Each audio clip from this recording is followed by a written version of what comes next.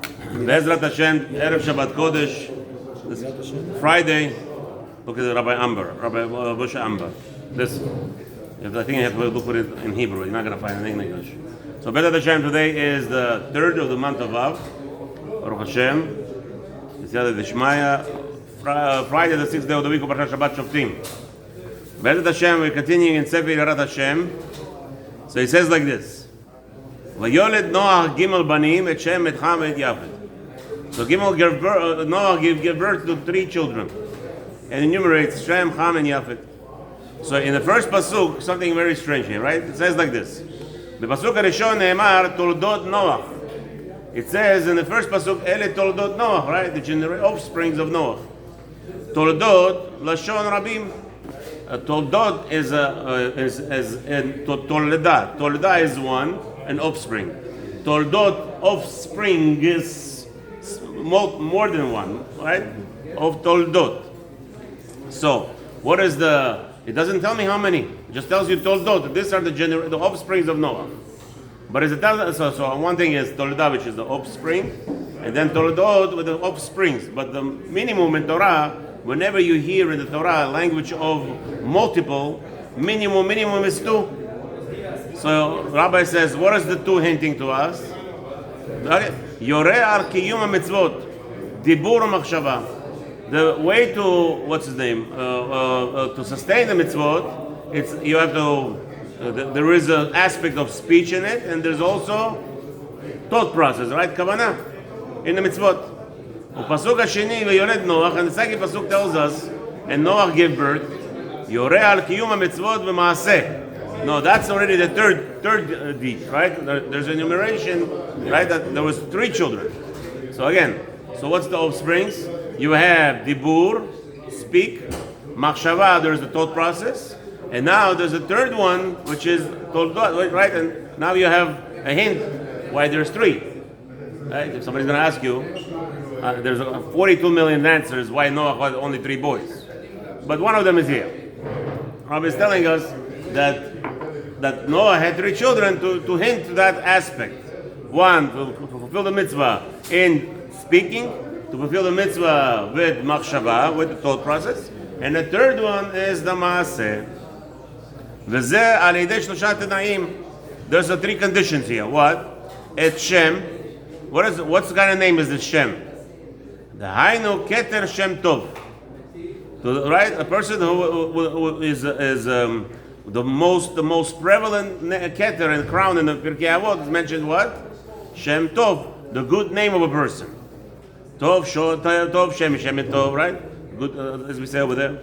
Shlomed al menat likayem. This person is learning Torah in order to fulfill it. Okay? So some people think ignorance is a bliss, right? So they think they're ignorant, they're not going to be punished for their avirot. It's the other way around. Shalom. The purpose of learning Torah is to be mekayem properly. A person who doesn't learn Torah and says he has a good heart, he is not actually going to get rewarded for having a good heart. He's not. The only way to be rewarded for mitzvot that you do in this world is through learning and through understanding them. And now you will have a reward. It's like, it says like this. There's a Gemara that says, Gadol mitzvah ve'oseh, v'misho eno mitzvah ve'oseh. A person who fulfills a mitzvah that is commanded is much greater than a person who is not commanded, who fulfills the mitzvah. So maybe the aspect over here, the person never learned the mitzvah, yet he fulfills it. He didn't know that. Baruch Hashem, he didn't do avirot. Right? But he did the mitzvah, he didn't even know that's a mitzvah. So obviously the reward is going to be much less than a person who learns the mitzvah and who fulfills it to its fullest extent. And besides that, there is another element. By learning of a mitzvah, now you have Yetzer Hara not to fulfill it. Now you have awakened within you that why does it say that the tzaddikim have kol gadol mechavero, his Yetzer Hara is much bigger. Why? Why? Because now he is in an element of knowledge, and he has the information, and now there is an inner battle to fulfill it properly or not. Or he will find a heter, right? Many times you learn halakha. What do we find in the halakha? B'diavat.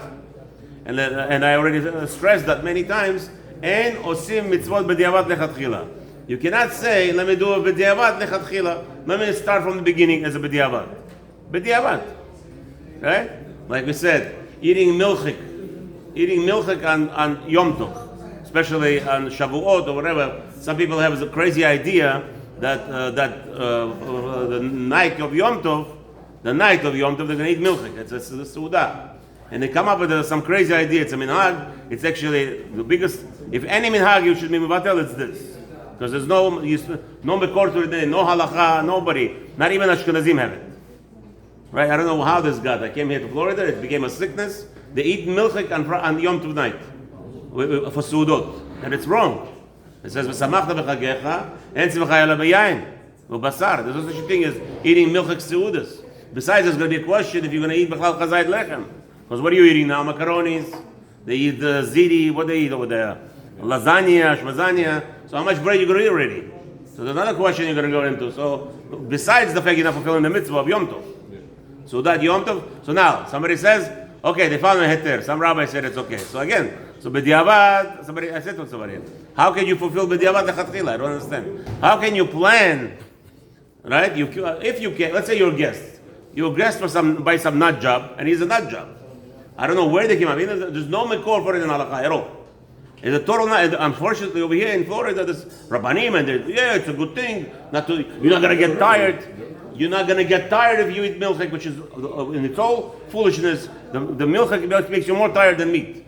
By the way, milk. Of course. Yeah. But anyway, so again, kids when they're small, they give them milk. That's right. To put them to sleep. So the kiyum mitzvot, right? You have to. So that's the element. The element is you have to understand and learn the mitzvot in order now to get a greater reward. Okay, that's one.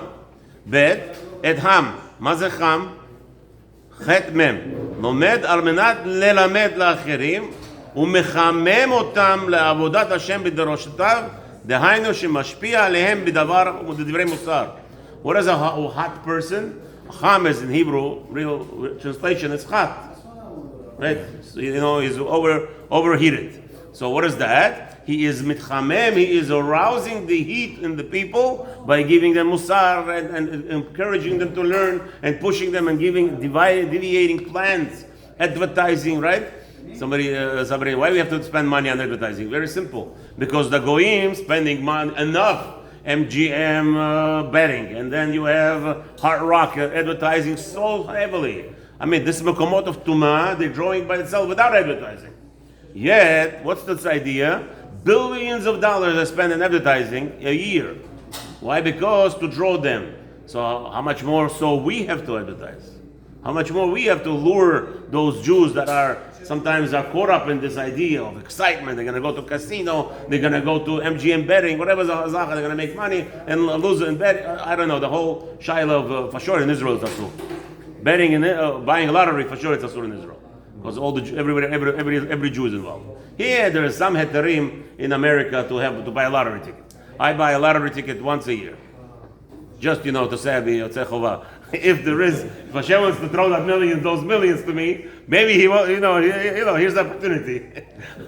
I shouldn't. There's one guy. There's one guy. He's davening to Hashem.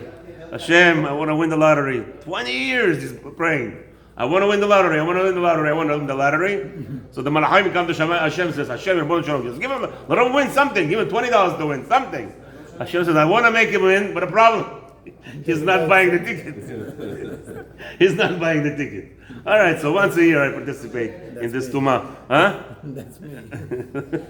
Give $2 to okay. Let's see. So again. So Cham is representing heat, reviving the hearts of the Jewish people, making hot, lighting them up.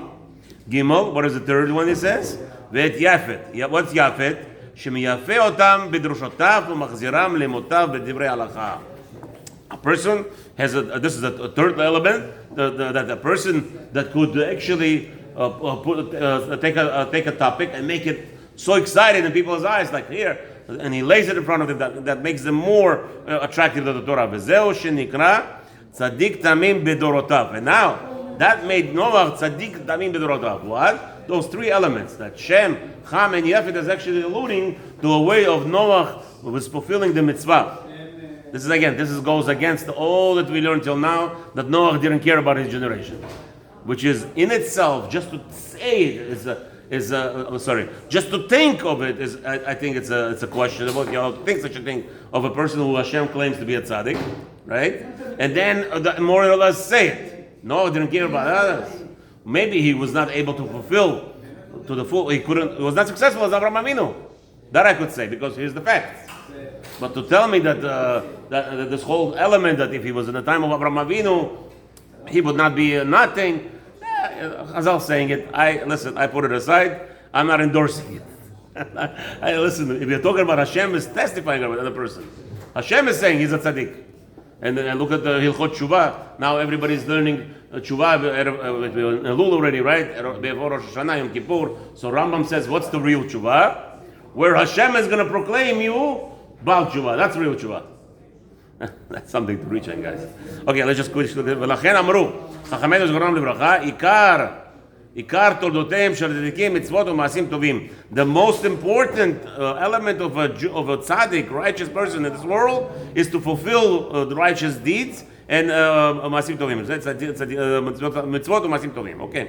כי רשעים בחייהם קרויים מתים. We know that people who do not fulfill Torah, chas v'shalom, even while they're alive and eating and well and kicking, they're still considered to be called dead people. Dead bodies walking like that very famous movie today, no? Or the past 20 years, Walking Dead. Like the Mishugas, the Goyim have some kind of craziness about zombies, shmambies, right? Walking Dead. What are they doing about? What is going on here? I never watch this. I have not saw even one episode of anything. But that's what it says. That's what they are. They're all walking dead. Anybody who's not fulfilling mitzvot is a walking dead person. And chas v'shalom, if a person is not zocheh to have children, hopefully soon by everybody here, Jonathan wants to not sleep at night. So Kadosh Baruch Hu b'zat Hashem should send him ben zachar or bat nekeva b'zat Hashem. Whatever Hashem sends, they'll be thankful, and soon b'zat Hashem. Amen. So veikar abanim shiyu tzadikim. Now another element, not just to have children, you have to work on them, toil on them. Don't give up. This generation, people will understand.